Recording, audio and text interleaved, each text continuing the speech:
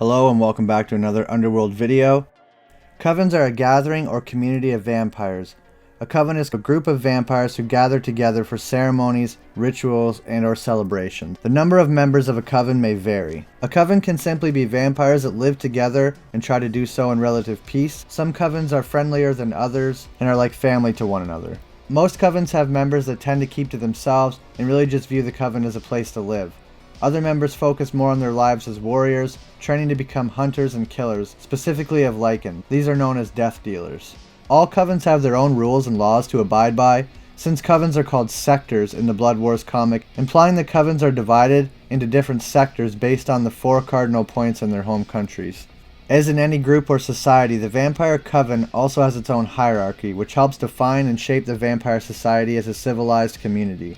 Differing themselves from the Lycans and their primitive packs, any vampire can potentially rise through the ranks if they achieve enough respect and deeds within the vampire society. There are several ranks within certain positions in a coven. The vampire elders, also known as grand elders and great elders, hold the highest power in any coven, and all vampires must answer to them. The only exception being maybe another elder. They are viewed as kings/queens of the vampire society. They are the ones that ultimately choose and decide how the vampire community must act and behave. They are also the ones who elect their trusted advisors and regents. They can also sentence members to death in the case of treason, as Victor sentenced Sonya to death for having an affair with a Lycan. They all have the power to create and found new covens. In the Underworld Blood Wars comic, Selene states that they shall forge new alliances, reclaim their covens, and create new strongholds. The chain was created to avoid clashes of decisions among the 3 Grand Elders, with only one of the elders ruling at a time. The chain is also meant to overthrow Marcus from his status of first and more powerful vampire and keep him from trying to free his brother, William. Even in their absence, their will is respected and carried out. The children and direct descendants of the Grand Elders are raised to eventually become elders themselves due to their royal heritage, such as Sonya and David. Regents and coven leaders. The regents are the ones chosen by the elders to represent them in the covens and be in charge of all their affairs in the state during their absence in the covens. The coven leaders rule their covens in place of a regent, the elders, and the council. They also belong to the nobility of the vampire society, but seem to be less mobile than the council, as they usually stay in their houses. All vampires that rank below them obey and serve them without question, and their orders are only overruled by the elders. If a regent dies, another is chosen to succeed him, either by an elder or the council, and if neither is present or unable to do it, the coven itself can choose one to lead them due to popular vote. Regents can be chosen by the elders for their past achievements as warriors and/or their leadership skills, as they already have a natural respect among the members of their respective covens. Some are also friends or related to the elders themselves. An example of this would be Coven, who was the former regent of the Old World Coven. They also have the heads of house. The heads of house presumably are the ones responsible for the well-being of the coven stronghold and its members, making sure everyone is doing their job. They rule the coven stronghold when there is no elders, regents, coven leaders, or council members present. Not much is known about the full extent of their duties and responsibilities. A head of house can also be a council member, in which they have more power than the other council members as long as they are in the coven ruled by said head of house. Samira herself was a head of house and a council member, and when she attempted to overthrow the council, all the present vampires followed her without question, as she had more influence within the coven than the rest of the council. Only when David was acknowledged as the heir of the elder, he gained more influence and was able to overrule her orders to kill the council. Samira is the only known head of house. There's also high-ranking members. The high-ranking members are the ones that are considered the upper class of the covens. Some are closely related to the higher ranks as descendants, siblings, or spouses of them. Others are fairly older vampires with several centuries of servitude to their covens and/or have achieved a great level of respect and influence among their kind. Certain members of this class have more diplomatic tasks or errands, like the dignitaries and envoys, who travel to other covens and arrive prior to the elders and the council members to make sure everything is to their liking and prepares the coven for their arrival.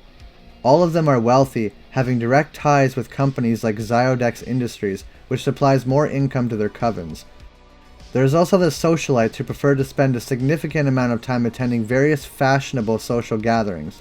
Highborns, children, and descendants of the elders are also considered high-ranking members. There's also vampire aristocrats. The aristocrats are the ones deemed to convey an approximate rank intermediate between the highest and lowest titles of the Coven's hierarchy. They can also be related to higher ranks, but don't contribute as much to the Covens as the high-ranking members do. They are usually vampires that were once nobles like ladies, lords, counts, countesses, and any other rank of nobility when they were humans. When they join a coven, they maintain their noble status as they likely chose to become immortals, which allows them to live in power and wealth for eternity. And of course we can't forget about the Death Dealers. The Death Dealers are the military forces of the Vampire Society and the closest to a law enforcement group within a coven. Any lower or higher ranking vampire can become a Death Dealer if they so desire to become one. The Death Dealers are the warriors trained specifically to become the hunters of lycans, but they can also be tasked to defend a coven during an attack. Some of them can be chosen by a regent or elder to be their personal bodyguards and to deal with their individual matters outside the coven's stronghold, similar to an elite guard. The Death Dealers seem to have more privileges than the lower ranked vampires, as they are able to leave the houses as they please and spend several days outside it. They must also have their own military ranks, as they have at least one vampire that leads their troops and gives them orders during combat, as well also have recruits that are considered lower rank, which are still in the training process to become Death Dealers. And then lastly on the list we have just ordinary vampires. These are the lowest ranks of vampires, and the most common members of the covens. The vampires that become part of the coven begin at this rank. Having fewer privileges than any other superior ranks, these vampires have more mundane jobs, usually serving as maids, servants, attendants, drivers, ladies-in-waiting, and doormen, being tasked with domestic work. Some also serve as doctors, blacksmiths, and engineers, helping to improve the coven's stability.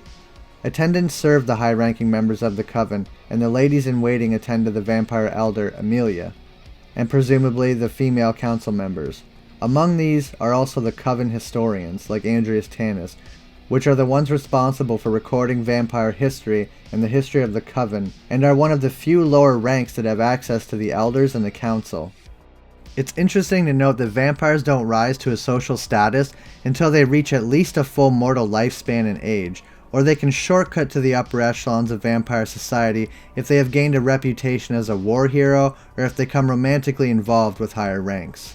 Despite their lower ranks, they still live in relative luxury, usually being present at parties and ceremonies. They don't seem to leave their houses and prefer the safety of its walls. Most are socially engaged and seem to know every gossip within their covens. When an ordinary pure-born vampire is born, they are usually viewed with more respect and are already considered of a higher rank despite their younger age compared to some of the ordinary vampires. Ordinary vampires are also known as lowborns. Well, that's it for this video. I hope you enjoyed.